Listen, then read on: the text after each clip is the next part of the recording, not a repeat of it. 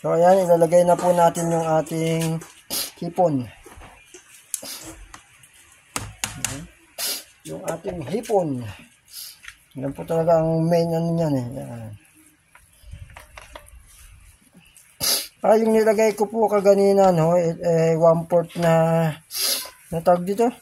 1/4 na harina. Tapos itong hipon kasi binili ko lang to ng tumpok.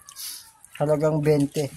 Dito kasi sa talipapa namin, medyo kapag patanghali na medyo mura na.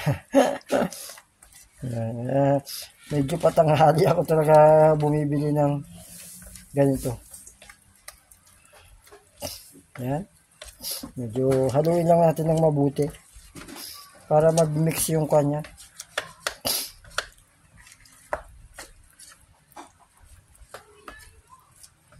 Yan. So habang siyempre titikman na rin natin siya. Kulang pa. Kulang na sina. Sina. Nagdagan natin ng sina. Ano mabugding kutsara? Okay. Yan. Ang kulit ah. Tapos nagdagan po natin ng magic sarap. Siyempre para yan. Yan, haluin lang natin po siya ng maigi.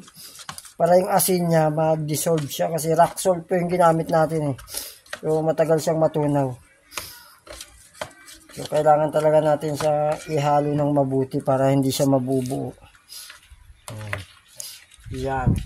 So syempre habang inaano natin yan, magsisindi na tayo ng apoy para